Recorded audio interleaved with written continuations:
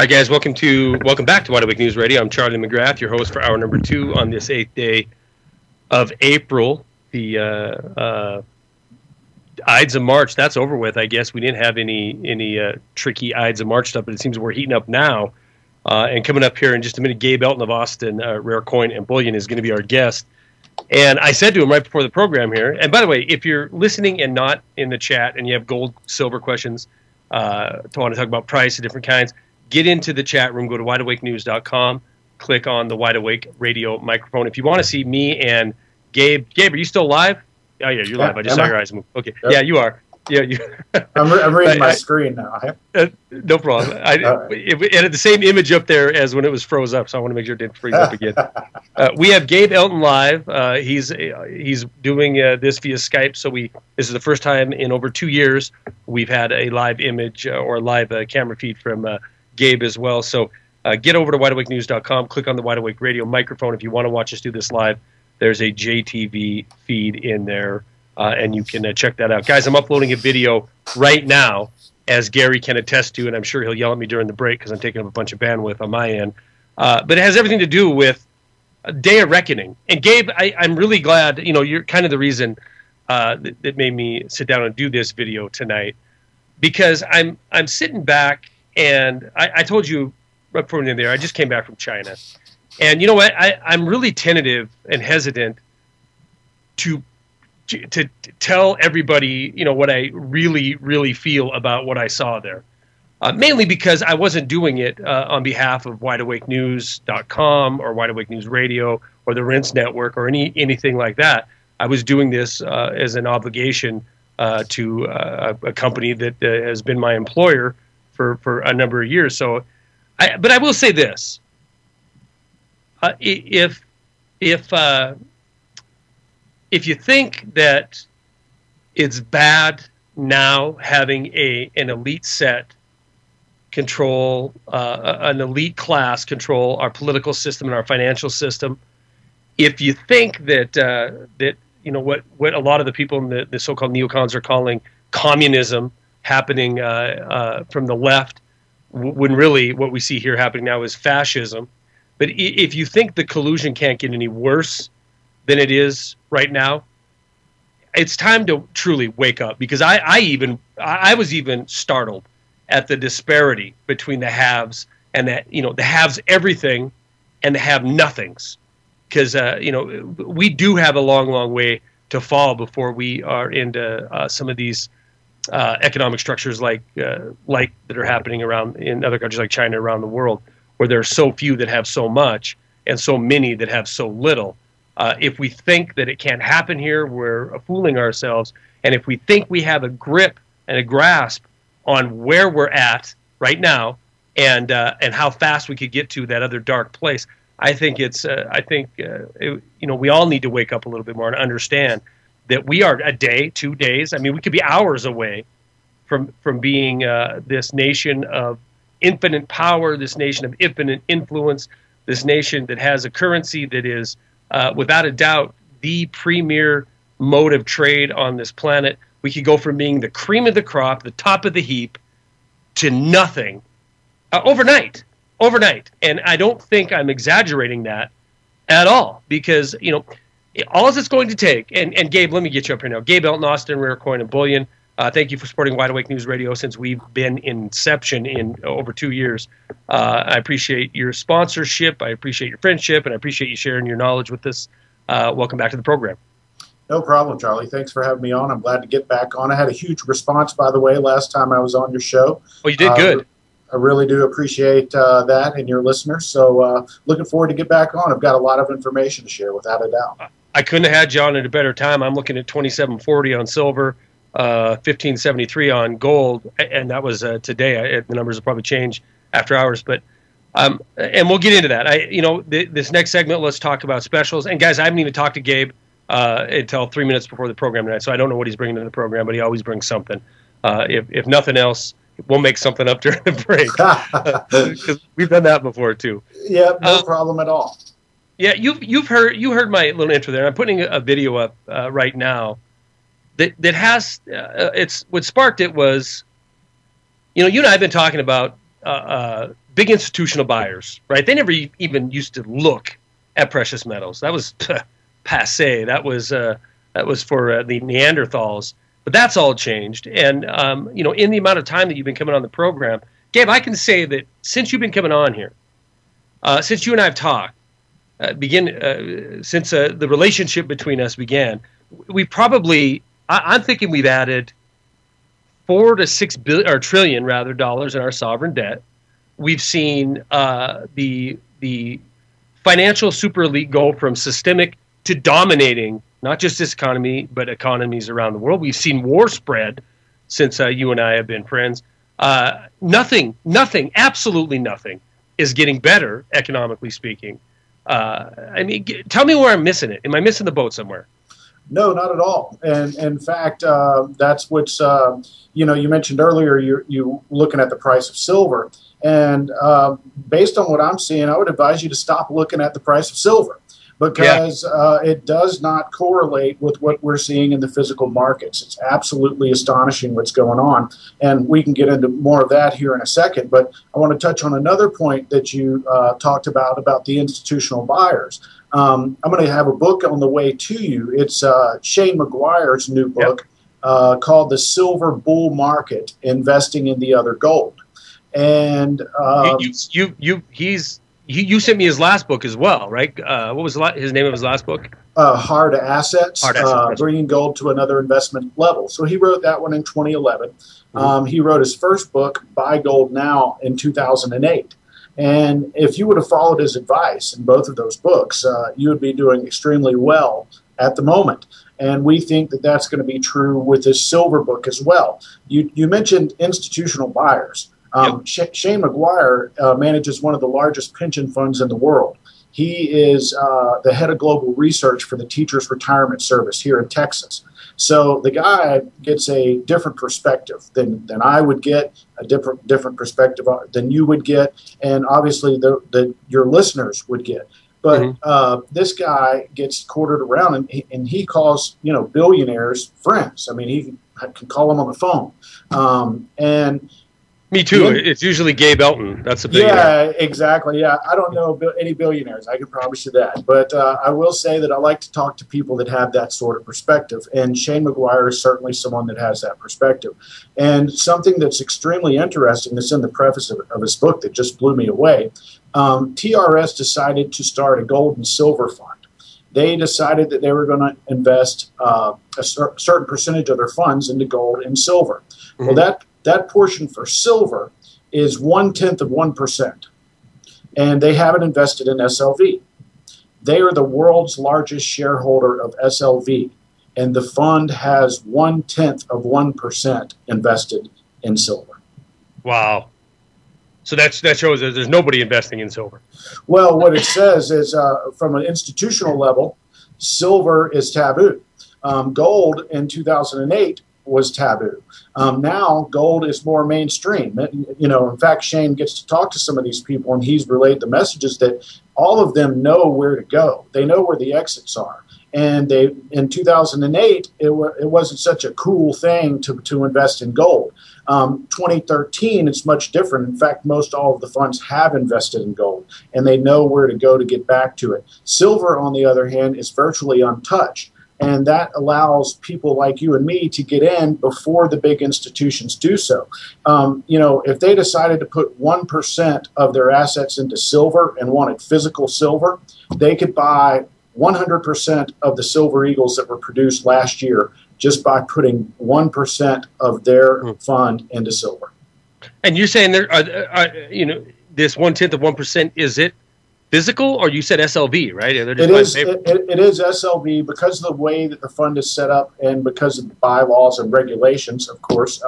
They want to keep everything in paper. Now, I'm not saying TRS wants to keep everything in paper. I'm saying the rules and regulations don't allow them to invest in physical at this point. That's pretty interesting. And you can answer after this break. Is it the same thing with gold? Answer after the break, because we're going to do this first break. We'll be back with Gabe Elton of Austin Rare Coin and Bullion right after this. Hang tight. Trust in gold, not Bernanke, as U.S. states promote bullion. This is a story that I pulled up here, knowing Gabe was going to be on here. And we have a dozen a dozen plus states now pushing for precious metals, and this is more symbolic than anything else, because you still can't. You're still going to take it and convert it into dollars. It isn't, at least as from what I've read, there isn't any of these states about to coin their own money out of silver or gold. Just talking about using it as a currency. We've talked about it on the program before, but it does show, we're over a dozen states now looking at something like this.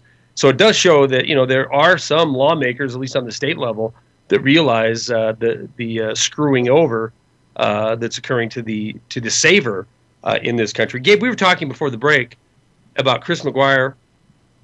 Wait a minute, Shane McGuire. Yeah. Where's Chris McGuire? What was that from? I think that was a movie. Shane McGuire, and as an institutional investor, talking about the 0.01% SLV purchase, and it's because of their bylaws and stuff. They got to buy paper, not physical. Is it the same for gold, or will they buy and hold the gold? Same thing for gold. Something that was vastly different from that, though, is that the University of Texas Endowment Fund recently made a gold purchase and took delivery of $1.5 billion in gold bars. And one of the reasons for that was Kyle Bass, who happened to be on the board of directors there. And, I just recently saw a video of him telling that story. Is people ask, well, why did you take delivery? Why would you want to take delivery? And he talks about an audit that his company did on the COMEX. And, of course, at first they fought it.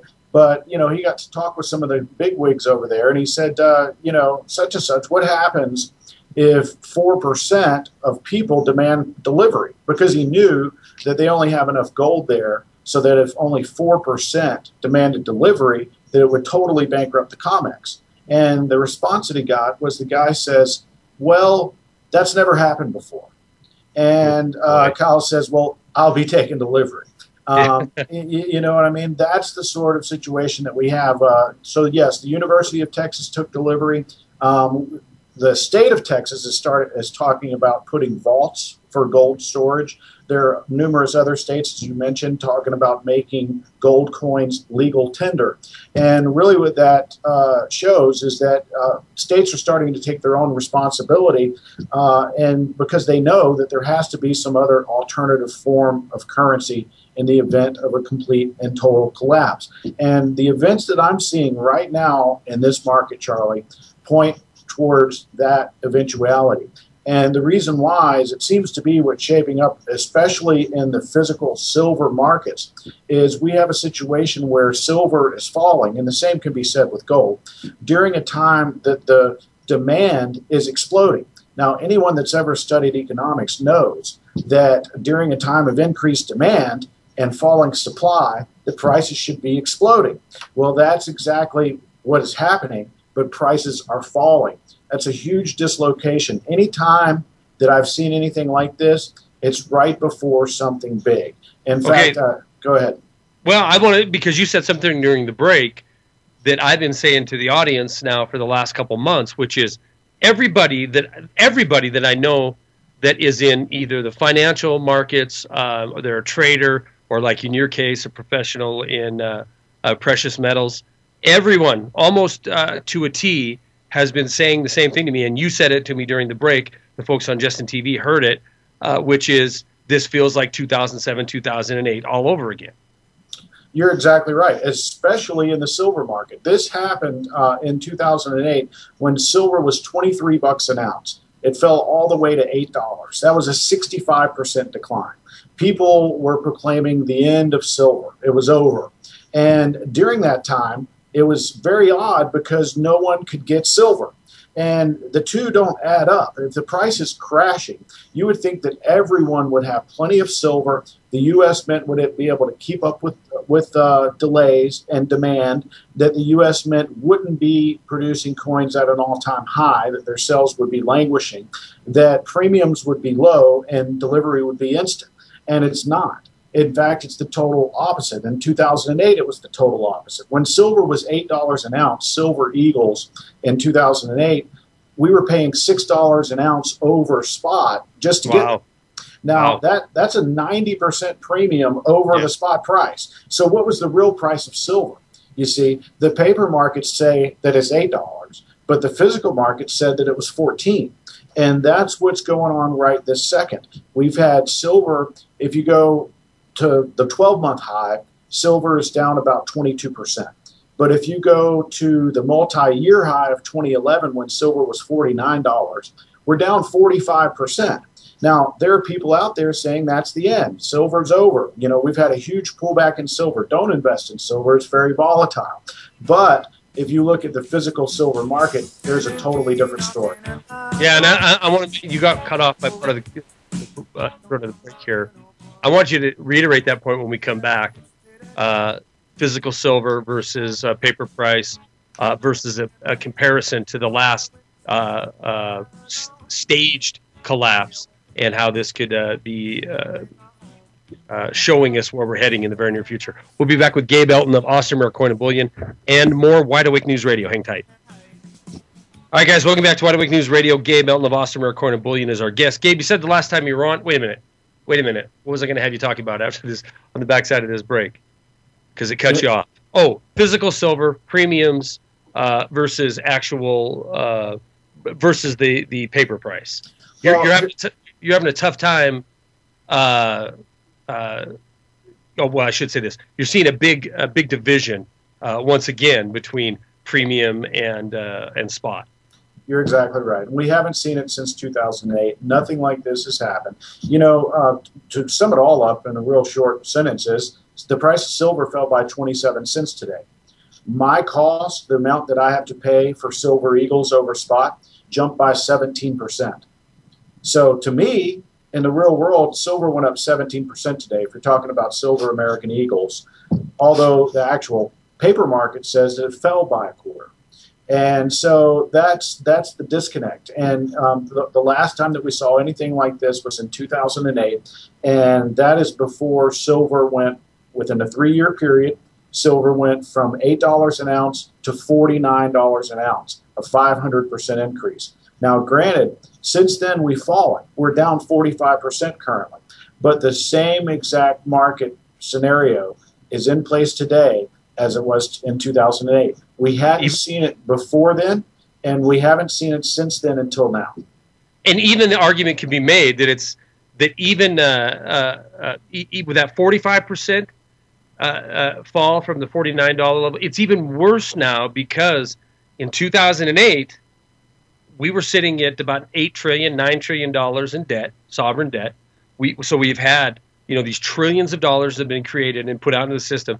The massive suppression of precious metals is the only reason that it's not, you know, the reflection of all the other debt isn't being reflected in precious metals. It's suppression that's keeping it down. But so when it does pop, when reality sets in, and I think when it does, it's going to be because an asset, a paper asset, goes belly up, right? Or maybe it's a dollar worry, or it's a bond worry.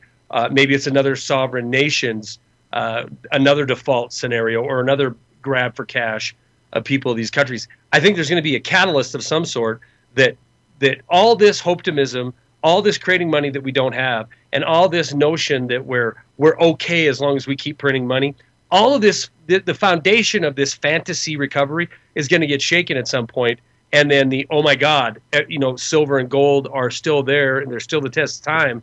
I think, you know, and you would know better than me because this is what you do, but when I compare the situation we're in 2013 to the situation we were in 2007 going into 2008, there is no comparison. We're so much more up, you know what, crick than we were then, that when it pops loose, the only true asset, the only true store of wealth, the precious metal, is going to explode, period. You're exactly right. And ammunition. Sorry. Yep, you're exactly right, if you can get it. If you can get it. That's the whole thing, just like you said, is that what happened in 2007 and 2008 is we had a stock market bubble and we had a housing bubble. Fundamentally, the country obviously had a debt problem, but there wasn't any underlying huge issues with the dollar.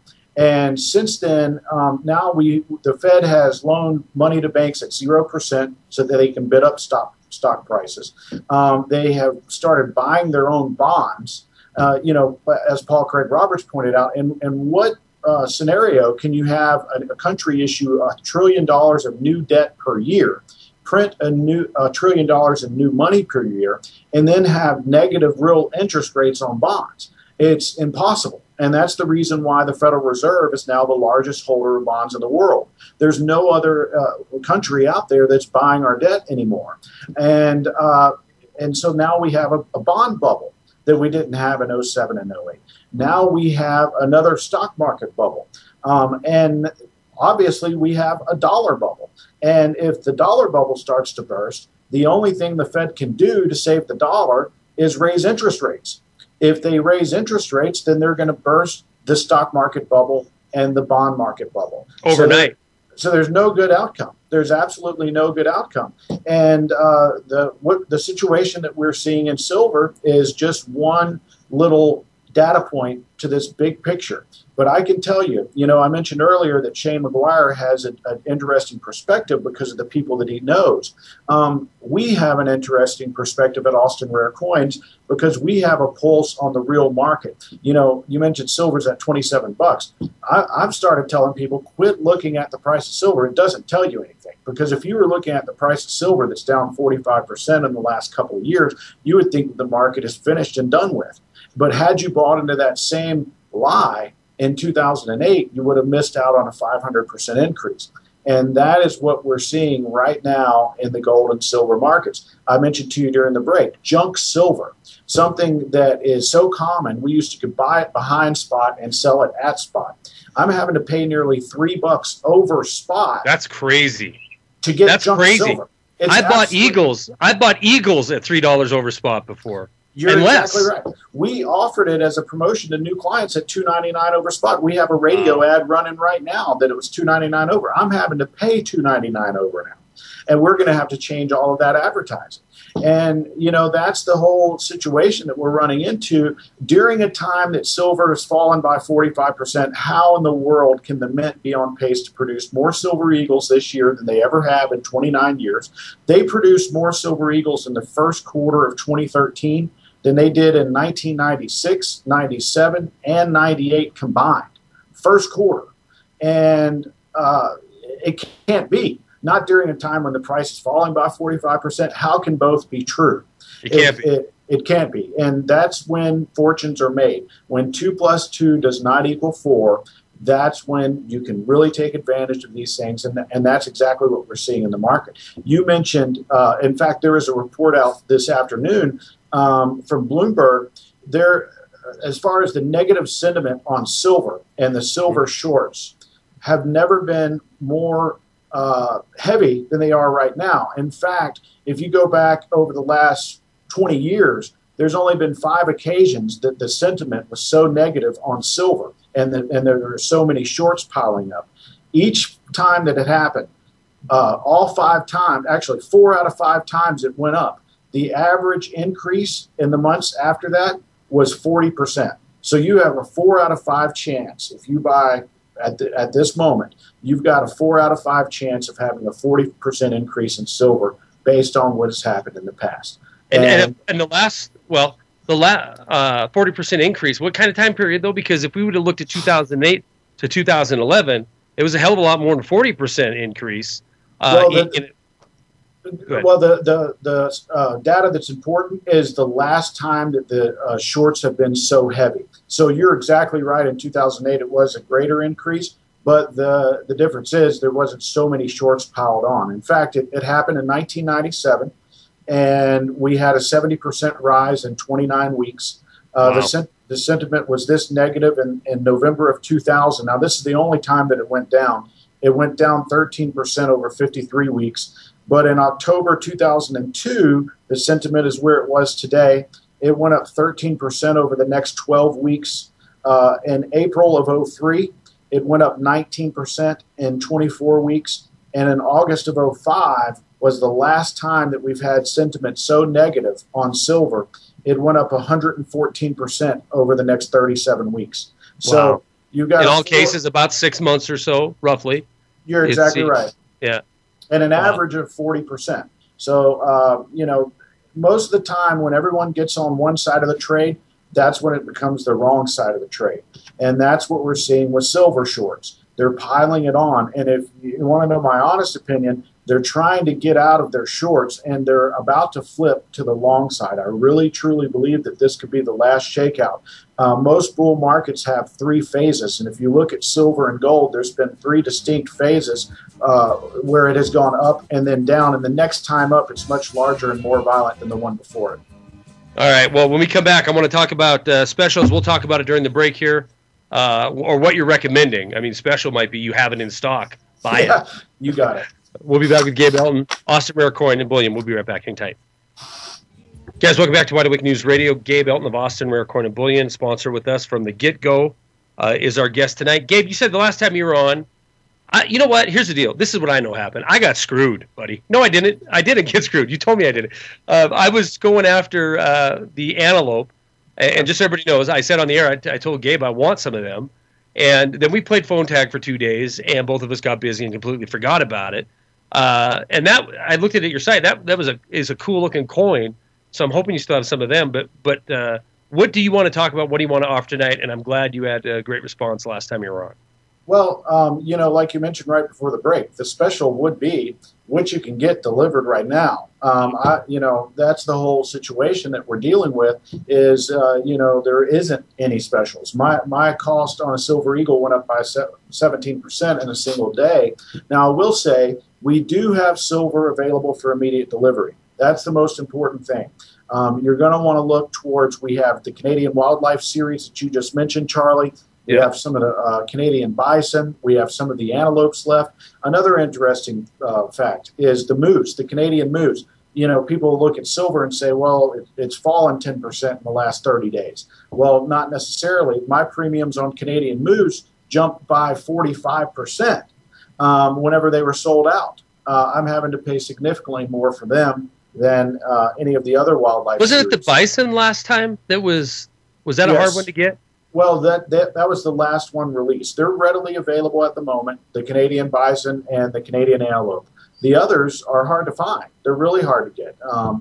Same thing with the Hawaiian volcano that I mentioned last time on your show. Those things are selling, even though silver's $27 an ounce, they're selling for over $50 an ounce.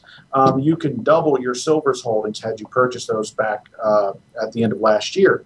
Now, the thing is, you've got to take what's readily available.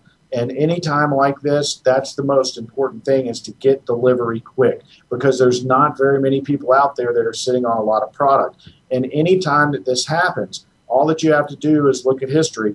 And anybody that knows anything about economics knows that if this were the law of supply and demand, if this market wasn't established by a fractional reserve paper market, and if this market was based on real physical silver, the price of silver would be soaring. Because no one has any overhang, no one's sitting on a lot of product.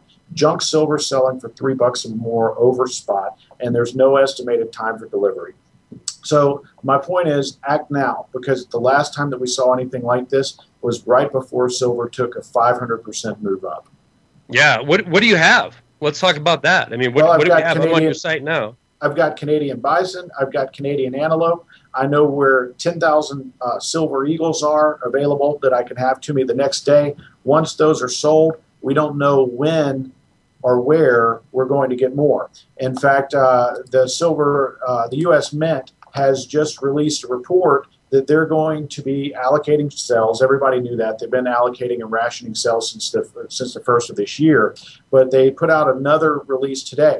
So that coincided with my price increase. And the price increases and delays during a time when the Mint's on pace to produce record amounts of Silver Eagles does not add up with a falling silver price. We all need to take advantage of this and take advantage of what's deliverable. And as I said, I've got Silver Eagles available for immediate delivery.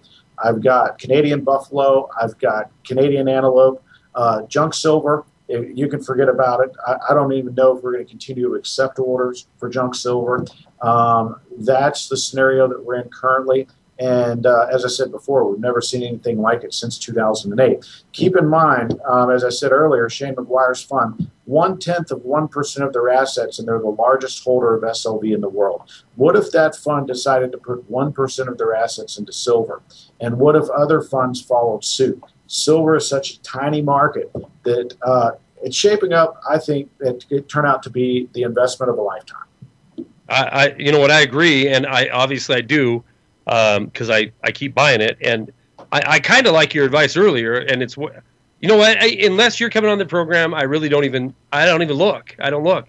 You know, if I hear rumor that it's falling, then I think, well, they decided to get some more, because I understand as well as you do, as well as most of our audience, that you can't keep piling on this debt. You can't keep piling on more hope on stealing from the future and not expect it to eventually blow up. I did have a question, and guys, I'm in the chat right now. I'm trying to get the copper. Here's one from Seawolf. I think we've covered this one before. Copper ounce rounds. We can talk about that. The other question was you mentioned the Canadian silver buffalo, and Walter's friend's wife in the chat room asked if he had the American buffalo / Indian. I think that was just a gold coin, wasn't it? Correct. I mean, they have the old buffalo nickels, but they're made out of nickel. They don't have silver in them. Yeah, the buffalo head gold are very, very pricey, aren't they, premium-wise? Well, I could get them right around the same price as gold eagles. Now, she might be referring to, there was one buffalo silver coin made in 2001. There was both a mint state and a proof version of a 1 ounce silver, but those are pretty hard to come by, actually. We had a lot of them back then, but if I would have known, I would have kept more than I did, but I think they've gone up quite a bit. They're kind of hard to find. I'm going to show a little bit of my coin prowess here. Wasn't it the only American coin struck to the negative rather than you know what I mean? Instead of a positive relief and a negative relief, so it was flat. And then yeah, you're talking about the older. So there's lots of Indians throughout America's coin history. You have the Indian penny. There is a $1 coin that's referred to as an Indian, but the two with the incuse design that you were describing would be the $2.50 gold piece and the $5 gold piece. Right. That's what I'm thinking. The $5 Indian head. Correct. Cool looking coin. Oh yeah, one of my favorites. In fact, it's of an actual impression of a real Indian. Like there's another Indian gold piece, the $10 Indian, that's totally different. It's Lady Liberty wearing a war bonnet. Okay. But the 2.5 and the 5 are really unique in that incuse design. You know, they stopped doing that because they thought that it carried disease in the recessed edges. Oh, in the deal? Okay, yeah. Yep. I can see how that could be true. You fill up with grime or whatever. You're exactly right. Yeah. All right. Exactly. Well, first of all, so what do we got? We got silver, Canadian buffalo. We have Canadian antelope. And silver eagles. And silver eagles. Yep. Can I buy one? Can I buy 10? How do I got to buy them? You can buy one or as many as you'd like. I'd like to say we're going to give you a much better price than what you're going to find on the website. All that you have to do is call our main number, which is 1-800-928-6468, and we'll get you taken care of. Make sure that you let us know that you're a listener of Wide Awake News, and we'll treat you extra special. As I said before, it's unfortunately not a time to say what are the specials. It's a time to say what can you deliver. Yeah. And that's interesting times, especially if you look at the paper price. You would think that everybody's flush with silver and that people are selling it. You've come on the program and told us before, and I know it's true because I know other folks in the game in precious metals. And when prices are on the paper market down, you're hearing crickets when you go to work during the day. And then when it's shooting to the moon, everybody's calling in to try to buy. And it's not really. You're saying it's not really happening that way this time, but I can't think of it. When you were going to come on last week, I'm glad we waited till this week. I can't think of a better time, since 2008 to see this kind of pullback and just like a winding of the spring, getting ready to pop forward. And I'm telling you, man, it is just a matter of one nation, one small little Cyprus or small little Greece or small little, a sovereign that decides they need to default, that will start a cascade of failure. And you would be the first to say, as well as I, that if you need basic necessity items, your food, your water, your things to take care of your family, your way to protect it, that comes first. If you have anything else, do what most of the people who come on this program do, who are not even, who are not in the precious metal market. They keep enough money in their bank account to pay their bills, and anything that they have left, it goes into something that they need. You're exactly right. And then there's plenty of others that are sitting on a lot of money and just don't know what to do with it. I mean, a lot of people don't know, they're holding hearings on Capitol Hill about setting up a guaranteed retirement account and confiscating a portion of your 401ks and IRAs. I mentioned earlier that the Federal Reserve is the largest holder of bonds in the world. The reason why is because nobody was there to buy those bonds. The Federal Reserve had to buy them. They need someone to sell them to. And that someone is you and me, and it's our 401ks and IRAs. And if you think it can't happen, you better understand what's going on in Cyprus. You're exactly right. They're already holding hearings. Yeah, Gabe, they talked about this. Who did I have on here the other night talking about this? John Rubino of the dollarclops.com. Yep. And we were talking about this, and I said, yeah, I mean, he was talking about the confiscation of 401ks potentially in our country or other retirement deals, and I'm like, sure they will, because in 2008 they floated that trial balloon when 2009 when the markets were falling. They floated the trial balloon of, well, what if we suspended everybody's 401k at 2008 September 1st and took that money and put bonds in there, savings bonds or government bonds in there, equal to the amount that it was before the collapse. That had serious legs then, and then it kind of went away. And so, and now we see what's going on in Europe. More stories coming out how the UK has passed legislation for that. Australia has, New Zealand has, Canada has. Yeah, they're going to do it. They're doing it globally. So I can't think of a better time to turn some of that into something you could bury. You're exactly right. And the first hearing they had on it was in 2008. It's based on a paper that was written by a university professor. And they invited her up in 2008 to talk about it. And they recently held hearings again at the end of last year in November. And basically, since 2008, with Dodd-Frank, laid the framework and the legal justification for them to confiscate your IRAs and 401ks. They started what's called the Consumer Financial Protection Bureau.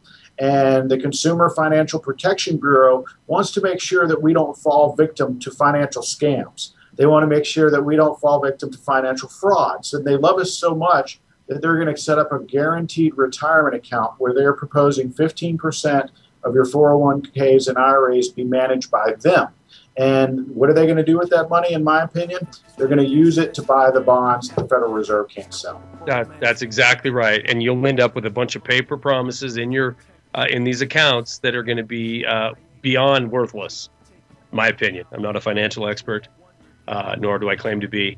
Neither is Gabe Elton, but he knows precious metals. So call him at 800-928-6468. Mention that you are a Wide Awake News listener, and he will make sure that you receive better than advertised price, better than advertised website pricing. Gabe Elton, always a pleasure to have you on here. That number again, 800-928-6468. He's obviously not there for today. He's done, but give him a call tomorrow. And Gabe, seriously, you got to call me. I want a buffalo. I want a couple buffalo and a couple antelope. That work? I'm going to write it down right now, Charlie. Do it. You have my cell number, and I'll get them from you tomorrow. All right, my friend. All right, man. Thank you very much. Thank Appreciate you it, so guys. much. You betcha. Guys, please stay tuned for Jeff Rentz because he's coming up next. And tomorrow night, let me give you the lineup here. We got, of course, Eric Lovely and Ellen Brown joining us for the second hour. All right. Enjoy Jeff. He's coming up next. Have a good night. Look for the video I put out tonight. Call Gabe tomorrow, 800-928-6468. Have a good night. Peace.